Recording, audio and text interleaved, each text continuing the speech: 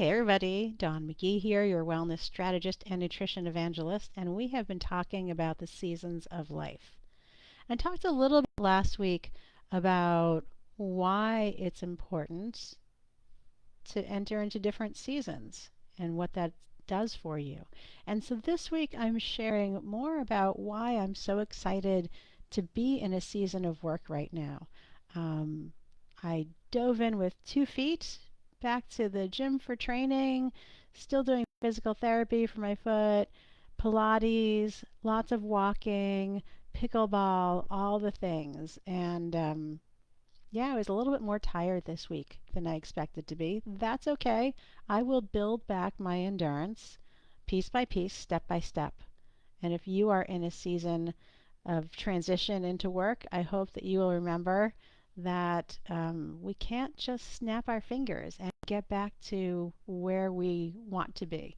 So, why is it so important for me to be in this season of work right now? Well, I've got a trip planned with my kiddo to Orlando to go visit Universal Studios as well as the brand new Universal Epic Park.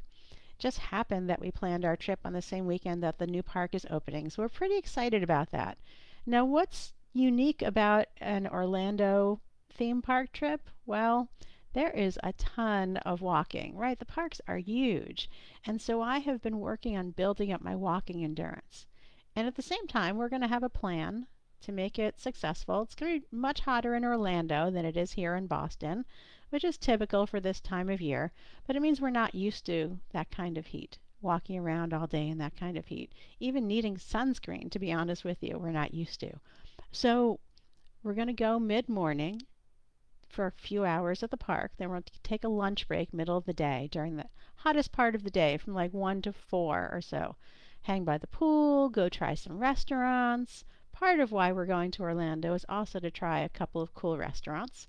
Um, and then go back to the park later, maybe even after dinner, to enjoy it when it's cooler and we get to see the nighttime shows too.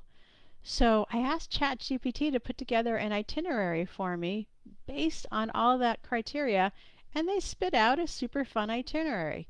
I don't have a ton of expectations about I must do this and I must do that. Of course, we're excited about seeing the new Harry Potter world and the Super Mario world and the How to Train Your Dragons world. So there's a lot to do and see, and we know we're not going to see it all, but we're going to try and get to all of the highlights.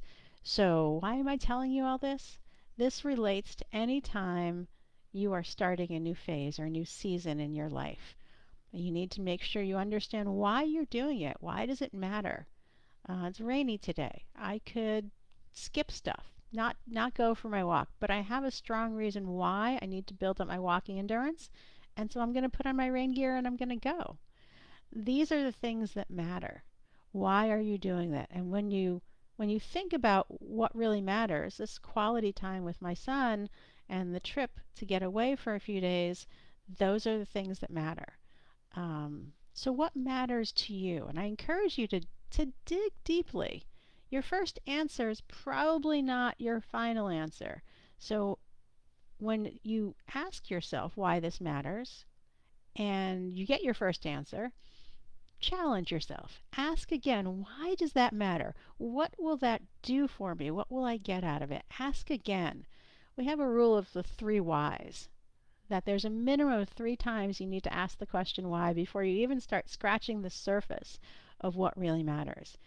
And I know that when I first started working with clients, the reason why I wanted to work with clients was a very surface reason. And as my business has grown and my practice has matured, the reason why I want to make a difference and help people has matured as well.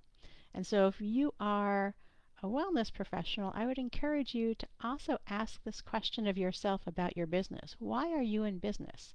And see how it shifts your perspective about all of the things you do. Keep the stuff that matters and shed some of the stuff that doesn't. I hope this was helpful. I hope you have some fun things planned for your summer season. I know that I do, and I will keep popping in and chatting about them and talking about how they relate to my health and wellness as well as my business. So, as always, what I hope for you is that you live a life you love without giving up any of the things that bring you joy. Until next week, ciao.